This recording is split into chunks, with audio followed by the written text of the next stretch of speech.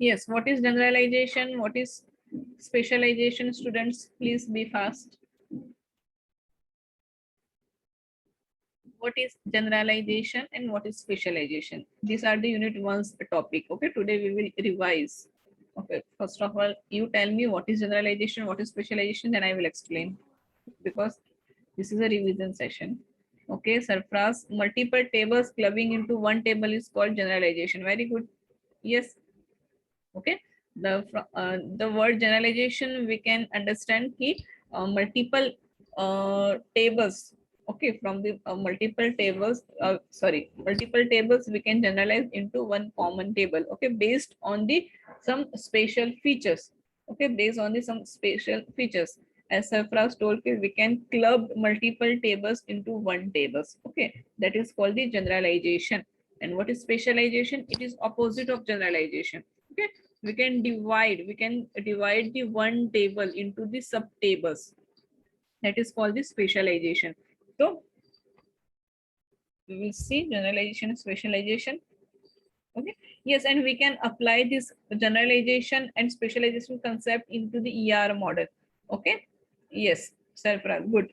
Okay, the ER model has the power of expressing database entities in a conceptual hierarchical manner. As the hierarchical goes up, it generalizes the views of entities. Okay, and as we go deep in the hierarchy, it gives us the detail of the every entity included. Okay, going up in the structure is called the generalizations. Okay, and where entities are clubbed together to represent a more generalized view. Okay, for example, particular student name Mira can be generalized along with all the students. The entity shall be a student, and further the student is a person. Okay, the reverse is called the specialization, where a person is student and that student is Mira. Okay, example there. As mentioned above, the process of generalizing entities, where the generalized entities contain the properties of all the generalized entities, is called the generalization. Okay, this is the definition of the generalization. Okay, you know the concept, but in the exam you have to write the proper definition of generalization. Okay, so this is a perfect definition of generalization. In generalization, a number of entities are brought together. Okay, a number of entities. What is the meaning of entities? Entities, tables. Okay, the meaning of entities matlab tables. A number of entities are brought together into the one generalized entity based on their similar characteristic. That is called the generalization. Okay, entities matlab tables. But we have to write the formal proper definition, so we will use the word entities. You can also write the table, also you can write, but we will write the entities word. Okay, this is an example of generalization. Okay, pigeon is one entity. You can say sparrow is another entity, dove is another entity. So we know all three are the birds. Okay, so we can merge these three tables into the one tables. Okay, as bird or whatever you can you want to give the name of that entity or table. Okay, so this is called the generalization. Okay, because pigeon, sparrow, and all are birds. The common, what is the common characteristics among these three entities? The bird. Okay, all are the birds, so we can merge based on their common properties. तो common properties क्या है कि तीनों जो है three arts दी three tables में तीनों क्या है कि तीनों कॉमन बर्ड्स एक कैटेगरी में आते हैं. So we can combine okay in the bird tables. You can give any name to the entities. ऐसा नहीं कि बर्ड ही नेम देना है, तो you can give any name to the entities. Specialization opposite है जनरलाइजेशन का. Okay, a group of entities is divide. इसमें हम लोग क्या करेंगे, एक टेबल को डिवाइड करेंगे. इन दी जनरलाइजेशन हमने क्या किया, कंबाइन किया तीनों टेबल को based on their common properties में. एक टेबल प्रॉपर्टीज पे एक टेबल में हमने उसको कंबाइन किया. Specialization we will do the opposite. Okay, in specialization a group of entities is divided into subgroups. Okay, a group of entities is divided into subgroup based on their character, based on their characteristics. Okay, दोनों में हम लोग उनके characteristics पे ही हम लोग उसको divide करेंगे एंड क्लब करेंगे.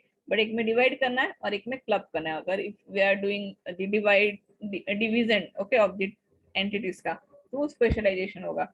If we are going to clubbing हम लोग करें तो जनरलाइजेशन हो जाएगा. Okay, see this is example of specialization. Person. Okay, तो पर्सन जो है that is one entity. So we can divide this entity further into two entities. के person is a teacher भी हो सकता है, person is a student भी हो सकता है, person is a non teaching staff भी हो सकता है, person is a librarian भी हो सकता है. So you can divide the entities. Okay, subdivide.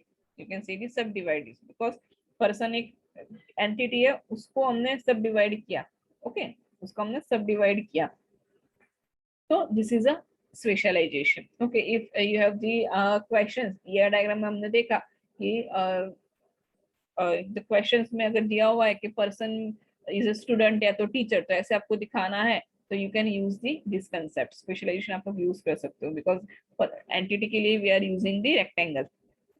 Okay, अगर आपको ये डायग्राम क्वेश्चन दिया हुआ है, बोला हुआ है कि पर्सन जो है वो स्टूडेंट भी हो सकता है, टीचर भी हो सकता है, नॉन टीचिंग स्टाफ भी हो सकता है, लाइब्रेरियन भी हो सकता है, तो ऐसे अगर क्वेश्चन लिखा हो तो आप उसको ये डायग्राम में कैसे शो करोगे, यूजिंग दिस सिंबल्स, ये सिंबल्स से शो करोगे, is a, okay, is a, person is a student, person is a teacher, और अगर फर्दर डिवाइड किया हुआ है तो you can write like this, okay, तो this symbol is used for the specialization. Generalization के लिए you can use these symbols. Okay, you can use all these concepts in the generalization. ER diagrams में आप लोग use कर सकते हो, ठीक है, we have already done the ER diagrams practice हम लोगों ने किया है अलग अलग। Okay, now inheritance.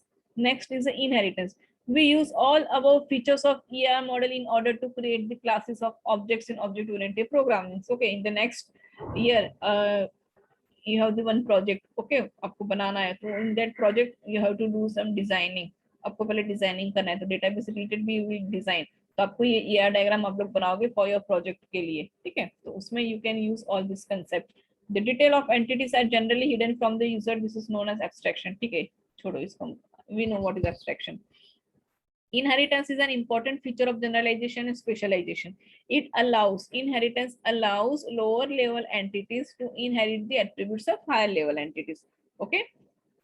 Inheritance allows lower level entities to inherit the attributes of higher level entities. Okay. It is the advantage of inheritance. Why we are using the inheritance? What is the advantage of inheritance? I told you. Okay. जब मैंने आपको ये topic पढ़ाया था तो मैंने बताया था what is the use of inheritance, inheritance का यूज क्या है, एडवांटेज क्या है, reusability, very good Arun, good, okay, reusability है इनहेरिटेंस का एडवांटेज, इसीलिए हम लोग इनहेरिटेंस कंसेप्ट यूज करते हैं, बिकॉज अगर if we are using the inheritance concept तो हम लोग को एक ही चीज बार बार नहीं करना पड़ता, अगर हम लोग मेथड्स इनहेरिट करें तो हमको अगेन एंड अगेन वो मेथड लिखने की जरूरत नहीं पड़ती, variable again and again define करने की जरूरत नहीं पड़ती, we can reuse, so reuse is advantage of inheritance, okay, तो इसीलिए हम लोग इनहेरिटेंस कंसेप्ट यूज करते हैं एवरी प्रोग्रामिंग, एवरी मतलब C++ में या तो यस इनहेरिटेंस नहीं पता surprise, what is the mean of inheritance, you have already learn ना, C++ में आप पढ़ चुके हैं इनहेरिटेंस, व्हाट इज इनहेरिटेंस आप बताओ मुझे, what is inheritance, object oriented का फीचर है ना इनहेरिटेंस, एडवांटेज है, आप C++ पढ़े उसमें था फीचर्स ऑफ ऑब्जेक्ट ओरिएंटेड या तो principles of object oriented language, okay, C++ is object oriented language, Java is object oriented language, .NET is object oriented language, so every object oriented language has the features of inheritance, मतलब जितने भी language object oriented है वो सब inheritance use करते हैं, तो what is inheritance, inheritance मतलब क्या, इन प्रोग्रामिंग लैंग्वेज में आप लोग क्या करते थे, sub table you are created, okay, lower level attributes, okay, चलो एक्सप्लेन करते विद द एग्जांपल के साथ, then you will understand what is inheritance. Okay, now see, I am explaining you to inheriting in the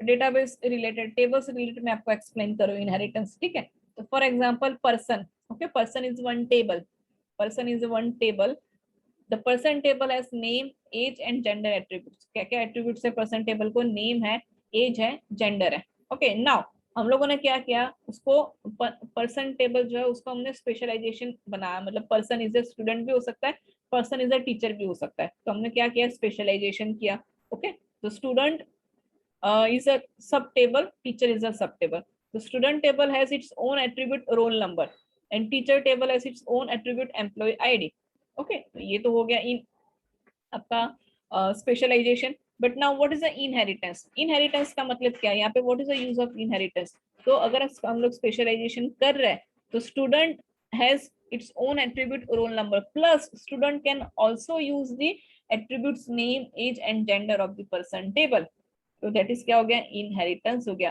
कि जो student table है उसको अपना खुद का एक एट्रीब्यूट तो है, plus The student table can also use these all attributes, name, age and gender. मतलब स्टूडेंट के टेबल में नेम, एज, जेंडर तो होगा कि जो वो कहाँ से इनहेरिट कर रहा है, फ्रॉम द पर्सन टेबल से इनहेरिट कर रहा है. तो वी कैन रीयूज. ओके, जो नेम, एज, जेंडर है वही हम लोग रीयूज करेंगे इन द स्टूडेंट टेबल में, प्लस उसका खुद का एक है एट्रीब्यूट रोल नंबर. तो यहाँ पे क्या हो गया, इनहेरिटेंस हो गया. ओके, कि name, age and gender attributes है वो हम लोग इनहेरिटेड कर रहे हैं. ओके, हम लोग मतलब कौन इनहेरिट कर रहा है, student table. Same teacher table also inherited. Teacher table can also inherit all these attributes, name and age and gender. Plus उसका खुद का attribute क्या हो गया, employee ID. तो inheritance मतलब क्या, सब टेबल या तो सब एंटिटीज. ओके, अगर प्रोग्रामिंग लैंग्वेज में हम लोग देखें तो सब classes can inherit the attributes और methods of the super class, main class, parent class का. तो यहाँ पे you can say person is the main table, parent table you can say. Okay, super table you can say, because this is database है तो हम लोग tables के बारे में बात करेंगे. अगर प्रोग्रामिंग लैंग्वेज होता है तो you can use the word classes, sub class, parent class, child class, derived class. Okay, तो यहाँ पे student and teachers are the derived tables you can say, और sub tables you can say. Clear? So this is an inheritance. The attributes of person, class such as name, age and gender can be inherited by the lower level entities. Lower level entities मतलब क्या, sub entities, sub tables you can use the word. Okay, so this is a inheritance concept. Specialization जो है वो inheritance concept use करता है, inheritance features है वो use होता है. Okay, clear?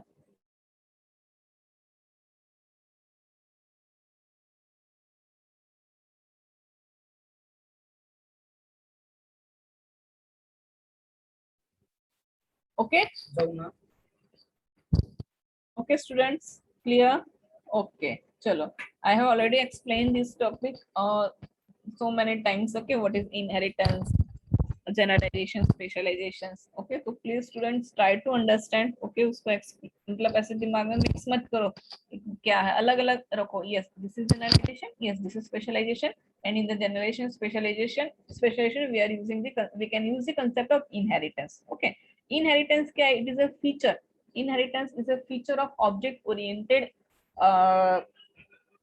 Language. Okay, object oriented language. तो जो भी लैंग्वेज ऑब्जेक्ट ओरिएंटेड है, C++ is object oriented language, Java is object oriented language. Okay, ASP.NET मतलब C# is object, C# is object oriented language. तो जितने भी ऑब्जेक्ट ओरिएंटेड लैंग्वेज अगर हम लोग बोले तो all object oriented languages support करता है इनहेरिटेंस.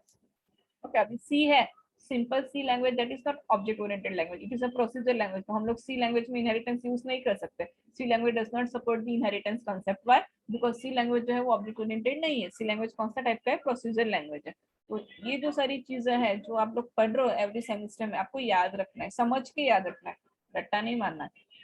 ओके, तो व्हेनेवर अगर हम लोग बोले कि C sharp is, we will हम लोग पढ़ेंगे C sharp language in the 5th semester में .NET में. ठीक है, तो आपको जब मैं बोलूंगी कि C sharp is object oriented language, तो एट दैट टाइम आपको क्लिक होना चाहिए कि ये ऑब्जेक्ट ओरिएंटेड लैंग्वेज है. तो ऑब्जेक्ट ओरिएंटेड लैंग्वेज के जितने भी फीचर्स है, डेटा एब्स्ट्रैक्शन या तो इनहेरिटेंस, प्लेटफॉर्म इंडिपेंडेंट, और कौन से फीचर्स है, hide, code hiding, okay, reusability.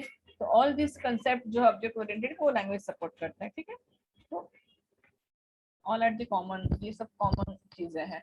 Okay, चलो now next topic is codes 12 rule. Now what are the code 12 rule? बताओ मुझे क्या है ये, what is the code 12 rule, why we are using this rules, या तो what is the use of this rules?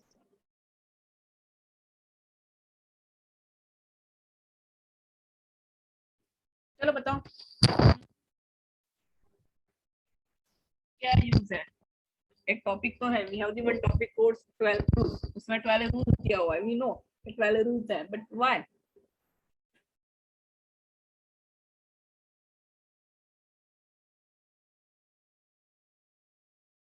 Okay, to show the relationship between tables or entities. Okay, yes.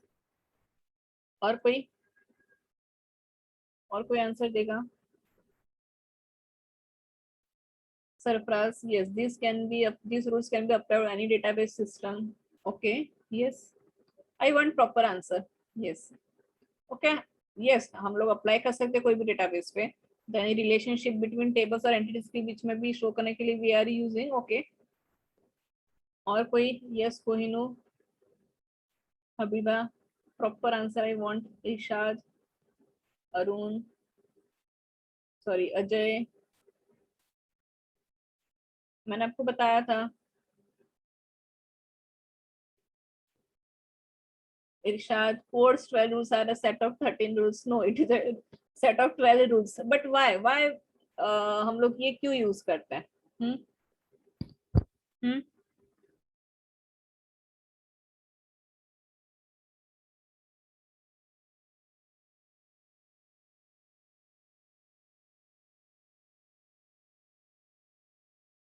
Yes, कोई बताएगा मुझे? टाइप्स ऑफ डेटाबेस को मुझे बताएगा. Types of databases. Types of databases. Anyone can tell me what which are the types of databases? कौन से type के database होते हैं?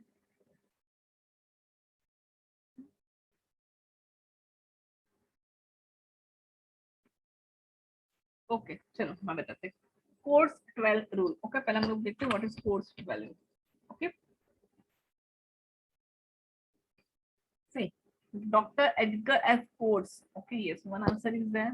Relation data. Yes, relational database. Yes, Ishad. Okay, relational database. Yes. Dr. Coates 12 rules. Okay, Dr. Code जो है that is one person. ठीक है, doctor Edgar F code उसका फुल नेम है, पर्सन है. उसने क्या किया है? 12 रूल्स फाइंड किया है. ओके. दैट 12 रूल्स अगर कोई डेटाबेस फॉलो करता है then we can say that that is a relational database. Okay. Every database is not a relational database. जो हर एक डेटाबेस है all are not relational database. Relational database मतलब क्या कि जो ये डॉक्टर कोर्स 12 रूल्स फॉलो किया तो यानी डेटा बनाया तो कोई डेटाबेस ये 12 रूल्स फॉलो करेगा ना देन वी कैन से कि that database is relational database. Relational database means क्या? द रिलेशनल डेटाबेस मतलब क्या? हमारा जो डेटा है that will B stored in the table format. That is a main basic rule है. ओके कि जो डेटाबेस है वो टेबल के फॉर्मेट में होना चाहिए, मतलब वो रिलेशनल डेटाबेस है. वो तो एक है ही कि टेबल के फॉर्मेट में डेटा स्टोर होना चाहिए, प्लस और भी रूल्स है कोड्स के जो उसने बनाया है कि वो रूल्स अगर कोई डेटाबेस फॉलो करे तो वी कैन से कि नाउ ये हमारा डेटाबेस है वो रिलेशनल डेटाबेस है. एसक्यूएल. एसक्यूएल जितने भी SQL, my SQL, PL SQL जितने भी डेटाबेसेस है all are the relational databases. Okay. Relational database भी है, नॉन रिलेशनल डेटाबेस भी है. मतलब उसमें जो डेटा है वो टेबल के फॉर्मेट में स्टोर नहीं होता. मोंगो करके एक डेटाबेस है, ठीक है, उसमें डेटा जो है वो टेबल के फॉर्मेट में स्टोर नहीं होता. ओके. अगर आपको बोलना है कि ना ये हमारा डेटाबेस रिलेशनल डेटाबेस है तो ये डॉक्टर कोर्स ने जो रूल्स दिया है ना वो फॉलो होना चाहिए. उसमें से एक फर्स्ट बेसिक रूल है कि डेटा ऑलवेज कैसे फॉर्म में स्टोर होगा? टेबल के फॉर्म में स्टोर होगा. This rule can be applied on any database system that manage store data using only its relational capabilities. जैसे मैंने आपको बोला ऑब्जेक्ट ओरिएंटेड लैंग्वेज. तो ऑब्जेक्ट ओरिएंटेड लैंग्वेज कब होगा? जब ऑब्जेक्ट ओरिएंटेड के जो फीचर्स है कि प्लेटफॉर्म इंडिपेंडेंट होना चाहिए, इनहेरिटेंस होना चाहिए, ठीक है, एनकैप्सुलेशन होना चाहिए, पॉलीमॉर्फिज्म होना चाहिए. All are the features of object oriented language. But every language is not object oriented language. Okay. C language object oriented language नहीं है. HTML ऑब्जेक्ट ओरिएंटेड लैंग्वेज है. No, every language is not object oriented language. तो वैसे ही हर एक database relational database नहीं होता. हर एक database को अगर रिलेशनल डेटाबेस बोलना है तो उसको ये 12 रूल जो है वो फॉलो करना पड़ेगा. ओके. तो इन शॉर्ट जो डेटाबेसेस है अगर वो रिलेट ये रूल्स फॉलो करेंगे course 12 rule then we can say it is a relational database. It is a relational database. Okay. SQL जो हम लोग यूज कर रहे हैं एसक्यूएल या तो my SQL all are the relational database. जो सॉफ्टवेयर जो हम लोग यूज कर रहे हैं ना एसक्यूएल का, माई एसक्यूएल का, all are the relational database. Why? Because वो सारे सॉफ्टवेयर जो है all software following the course 12 rules. Course 12 rule follow करे वो सारे सॉफ्टवेयर. मतलब जिसने सॉफ्टवेयर बनाया ना वो software at the time making the time that software बनाते टाइम उन्होंने ये सारे 12 रूल्स उसने जो बताया वो सॉफ्टवेयर में वो यूज किया हुआ है. ओके. हम लोग देख रहे हैं वन बाय वन उसका रूल्स. मतलब इन शॉर्ट डेटाबेस को रिलेशनल डेटाबेस बोलने के लिए, ओके, डेटाबेस को रिलेशनल डेटाबेस बनाने के लिए we have to follow this 12 rules. And जितने भी एसक्यूएल सॉफ्टवेयर है वो सारे सॉफ्टवेयर ये 12 रूल्स फॉलो कर रहे हैं. कौन से software? SQL software. Why? Because SQL is a relational database. SQL is a relational database. Okay. Yes, इरशाद ने क्वेश्चन पूछा है मुझे. Very good ma'am. कौन ऑब्जेक्ट ओरिएंटेड लैंग्वेज है, ऐसे कैसे पहचानते? ओके, तो ऑब्जेक्ट ओरिएंटेड के फीचर्स क्या है? Which are the object oriented language features क्या है कि उसमें क्या होना चाहिए? डेटा एक्सट्रैक्शन होना चाहिए, पॉलीमॉर्फिज्म होना चाहिए, we can create the objects. Okay, then encapsulation होना चाहिए, पॉलीमॉर्फिज्म होना चाहिए. Okay, all are the features of object oriented language. Now tell me, in C language can you make the object? In C language can you make the object? No. Class also. Okay, हम लोग class create करेंगे तो object होगा. Object always किसका create होता है? Class का. We can create the object of only class का ही ऑब्जेक्ट हम लोग क्रिएट कर सकते हैं. ओके, तो ऑब्जेक्ट है मतलब क्लास तो है. ओके इरशाद, नो. ठीक है, सी लैंग्वेज में हम लोग ऑब्जेक्ट को क्रिएट कर सकते हैं. No, we can not create the class, object, polymorphism, ये हम लोग नहीं कर सकते. ये सारी चीजें तो इसीलिए हम लोग, इससे हम लोग वी कैन अंडरस्टैंड कि यस, सी लैंग्वेज ऑब्जेक्ट ओरिएंटेड लैंग्वेज तो नहीं है. ओके, C++ है. Why? Because C++ में we can create the class, we can use the inheritance, we can create the object. So C++ is object oriented language. तो ऐसे you can understand कि कौन सा language object oriented है कि नहीं. Now in the next semester, 5th semester में हम लोग पढ़ेंगे C# language. ASP.NET में हमको C# language पढ़ना है. तो when I will teach you ना C# language, तब मैं आपको, मेरा first sentence यही होगा कि C# is a object oriented language. Why? Because in the C# language में we can create class, we can create object, we can use the inheritance concept, we can use the interface concept. Okay, तो ऐसे you can understand कि कौन सा language object oriented है कि नहीं. Java also object oriented language है यार. Yes, why? Because in the Java you can create class. कर सकते हो ना, Java में भी class create कर सकते हो, object create कर सकते हो, ये सारे जो features है वो use कर सकते हो. So इस पे से you can understand कि कौन सा language object oriented है कि नहीं. ऑब्जेक्ट ओरिएंटेड लैंग्वेज के जो फीचर्स है वो सपोर्ट करना चाहिए कोई भी लैंग्वेज. क्लियर इरशाद? यस, MySQL भी object oriented you can say, because उसमें भी हम लोग यूज कर रहे हैं ना. हम लोग क्या यूज कर रहे हैं उसमें भी? Inheritance concept is there. Okay, तो MySQL is use only for the database, but वो हम लोग डेटाबेस के लिए यूज करेंगे. तो ऐसे आप ये सारी चीजें आपको याद रखना है. ठीक है, तो जो डॉक्टर कोर्स 12 रूल है that is for relational database. अगर कोई डेटाबेस रिलेशनल डेटाबेस है तो वो डेटाबेस, रिलेशनल डेटाबेस को ये 12 रूल्स फॉलो करना है, मस्ट.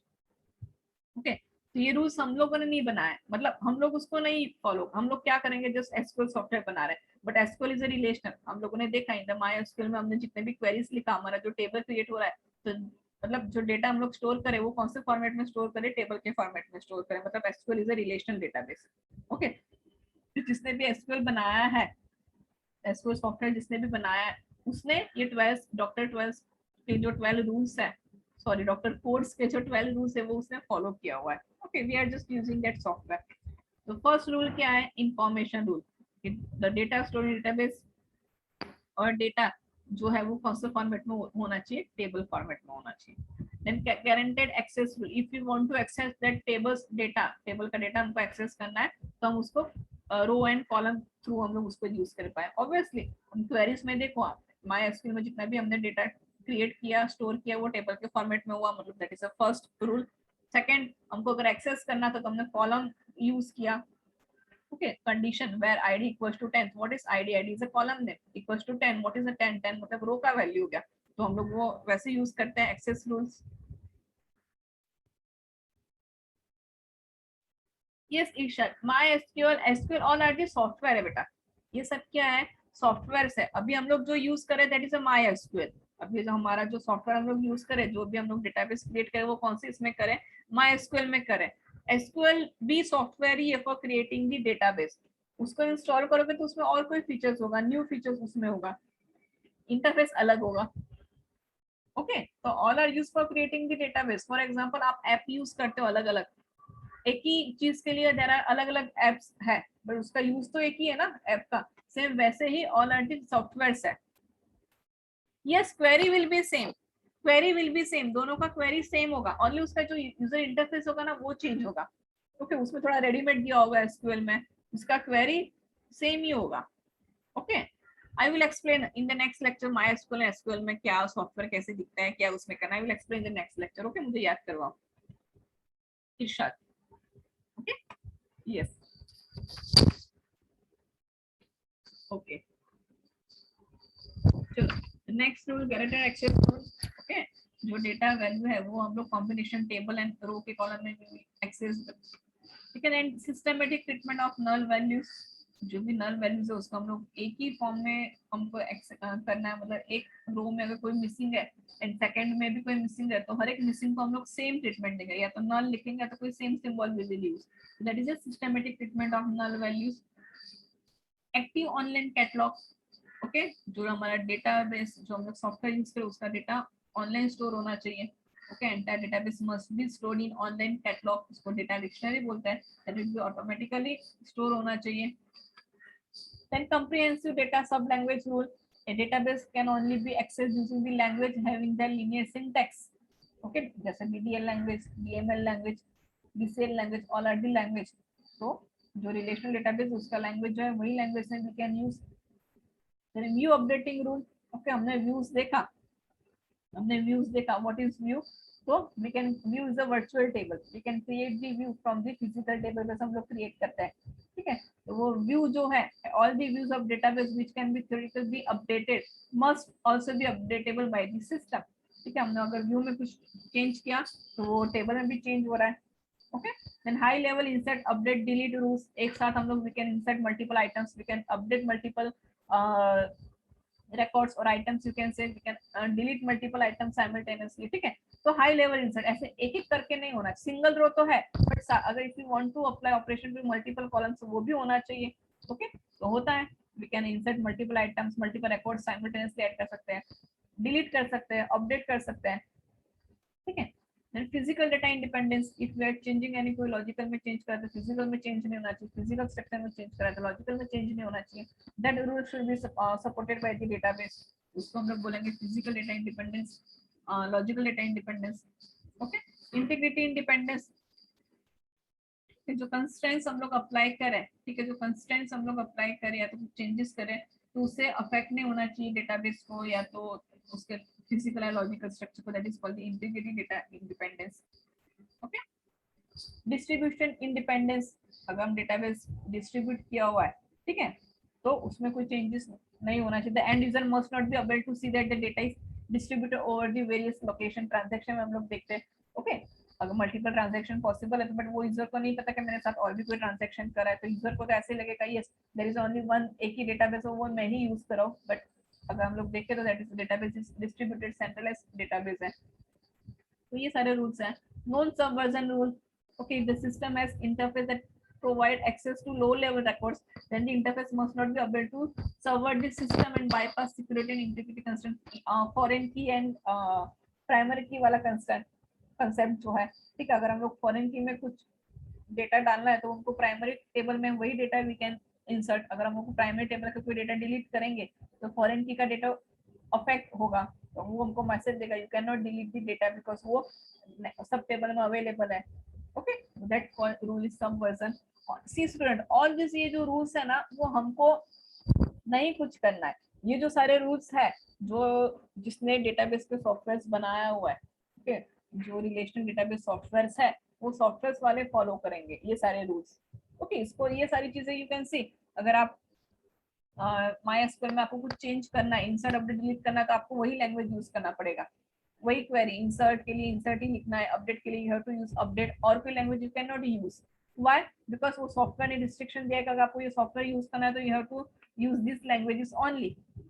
आप जो टेबल डेटाबेस में आप जो डेटा स्टोर करोगे वो टेबल के फॉर्मेट में स्टोर होगा, आपको नहीं बताना पड़ रहा है उसको कि टेबल के फॉर्मेट में स्टोर करो, व्हाई, बिकॉज ऑलरेडी ये रूल्स जो है वो सॉफ्टवेयर बनाते टाइम फॉलो किया हुआ है, जिसने भी एसक्यूएल बनाया है वो एसक्यूएल जिसने भी बनाया है वो लोगों ने फॉलो किया हुआ ये सारे रूल्स, व्हाई, बिकॉज उनको क्या करना था, अपना डेटाबेस कैसे बनाना है, रिलेशनल डेटाबेस बनाना, ओके। तो this are just for the information, ये इंफॉर्मेशन के लिए है कि यस के रिलेशनल डेटाबेस अगर है कोई तो रिलेशनल डेटाबेस में ये सारे रूल्स फॉलो होना चाहिए, ओके। As a IT